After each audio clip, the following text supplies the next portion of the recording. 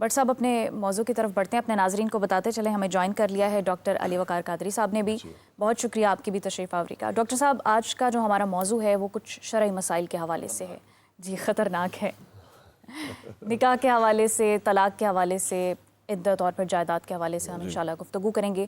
آغاز میں چاہنا چاہوں گی کہ شرعی حکم کیا ہے شادی کے حوالے سے عمروں کو لے کر، لڑکی کی بھی اور لڑکے کی بھی. بسم اللہ الرحمن الرحیم. بہت شکریہ. نکاح کی عمر کو جب لوگ بالغ ہو جاتا ہے انسان تو وہ اس کی نکاح کی عمر ہوتی ہے. ہمارے ہاں ایک آپ سمجھ لیں کہ جاہلانہ یا پرانے جو عرب جاہلیت کا رواج تھا وہ یہ ہے کہ کہا جاتا ہے کہ جب تک بچہ اپنے پاؤں پہ کھڑا نہ ہو جائے اس کی شادی نہیں کرتے. چاہے اس وقت تک اس کی اخلاقیات تباہ ہو جائیں، چاہے اس وقت تک وہ نفسانیت کا شکار ہو جائے، چاہے اس وقت تک وہ کسی بڑے سے بڑے غلام میں ملوث ہو جائے. ہمارے لیے یہ چیزیں میٹر ہی نہیں کرتی.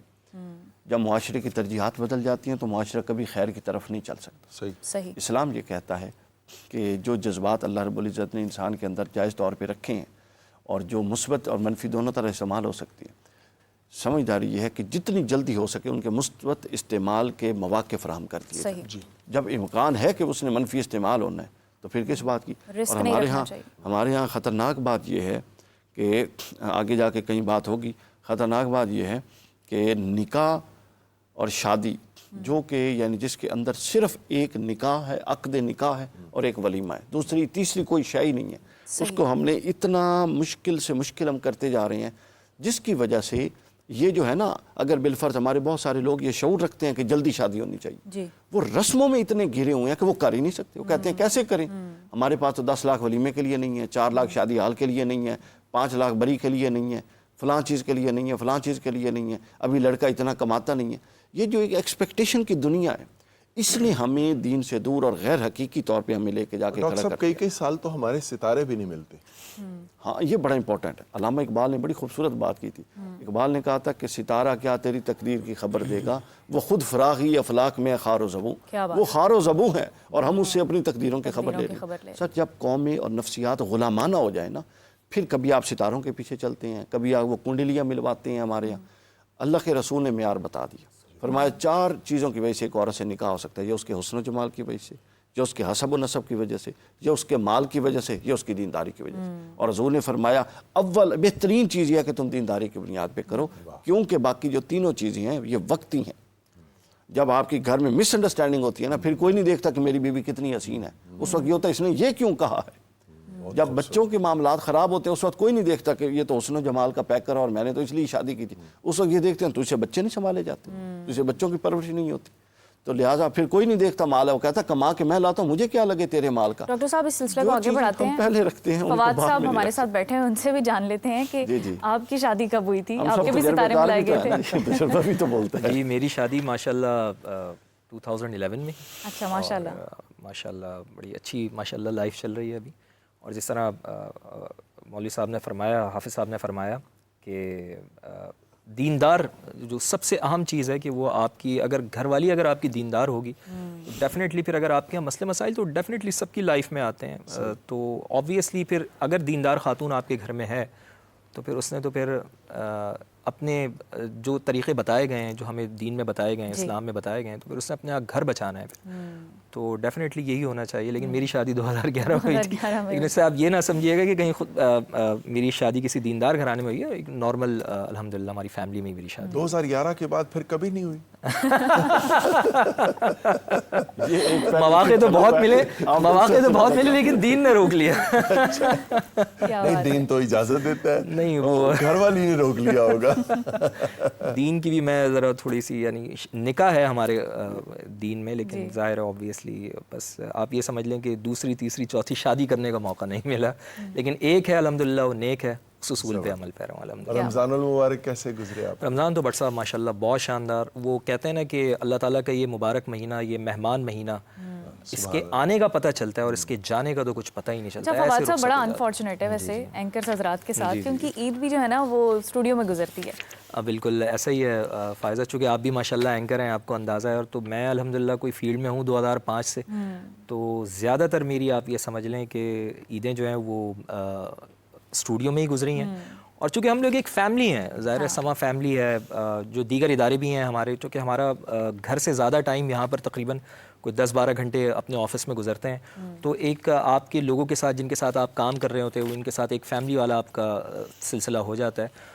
تو ایسا آپ یقین کریں کہ لگتا نہیں ہے کہ آپ اپنی فیملی سے جدا ہیں. یہاں پر بھی اپنے اسٹوڈیو میں خبریں وغیرہ کر کے دین آدھا ٹائم یہاں پہ دے کے پھر آدھا ٹائم اپنی فیملی کے ساتھ گزارا جاتا ہے. تو یہ اس فیملی کے ساتھ بھی عید ہو جاتی ہے اور پھر اپنی فیملی کے ساتھ بھی. تو فیملی والے شکایت نہیں کرتے آپ کی بیگم کی طرف سے اعتراض ہو؟ نہیں، اب چونکہ ان کو عادت ہو گئی ہے، ظاہر ہے یہ فیلڈ میں رہتے ہوئے اور اتنا عرصہ ہو گیا، کوئی 20 سال ماشاءاللہ اس کے ساتھ ہو گئے، تو انہوں نے بھی اب مینیج کر لیا. ان کو پتہ ہے کہ جی یہ تو کام ہے اور کام کے ساتھ ہی ظاہر ہے یہ روزی ہے، تو روزی کے ساتھ ہی روزی سے روزہ ہے، تو اس وجہ سے انہوں نے عادت بنا لی ہے. زبردست. فواد صاحب بہت شکریہ آپ کا. Thank you so much. Thank you بہت بہت شکریہ آپ لوگ. جی جزاک اللہ. حافظ صاحب ہمارا آج کا موضوع آپ نے سنا.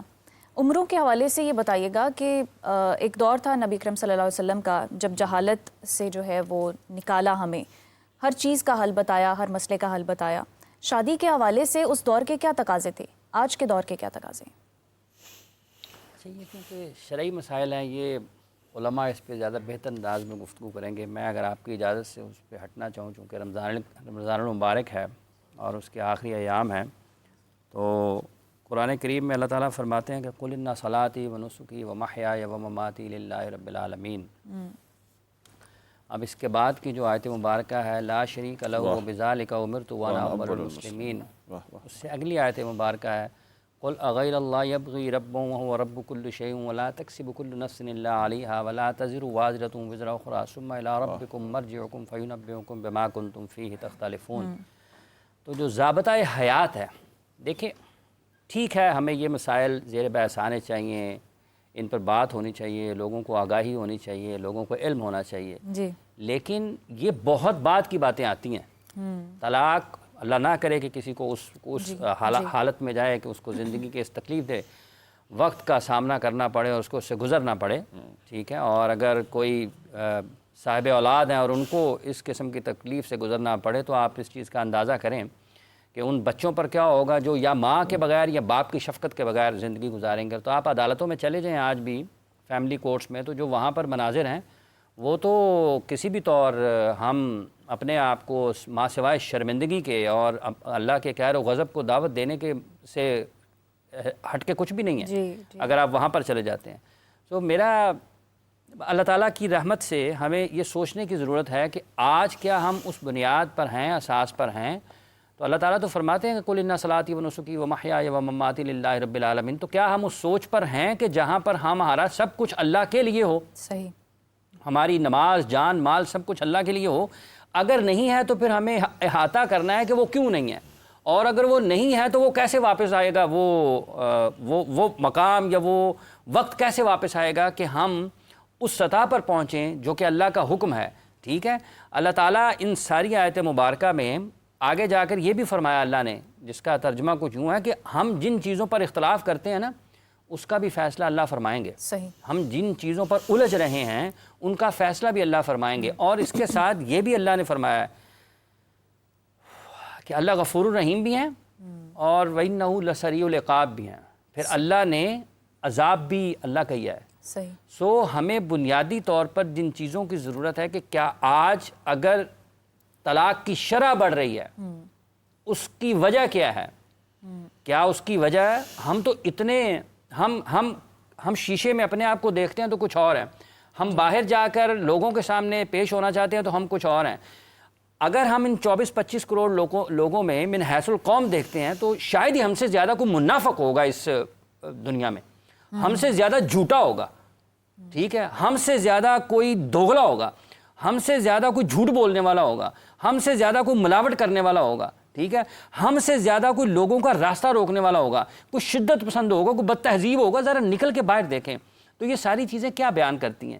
یہ ساری چیزیں وہی بیان کرتی ہیں کہ ہم بدقسمتی سے جو ہمارا الحمد سے والناس قرآن کریم ہے، نبی کریم صلی اللہ علیہ وآلہ وسلم کی مبارک سیرت ہے اور ہمارے نبی کے عظیم صحابہ کی جو زندگیاں ہیں، ہم ان سے بالکل ہٹے ہوئے ہیں. اور جب ہم ان سے ہٹے ہوئے ہیں تو پھر ہم شادیاں کرتے ہیں، طلاقیں ہوتی ہیں، ٹھیک ہے. بچے ادھر جا کے دیکھیں، بچوں کو بلا کیا کہا گیا حدیث میں، کیا کہا گیا علامہ؟ بچے جنت کے پھول ہیں. जन्नत के मेज़बान हैं बच्चे।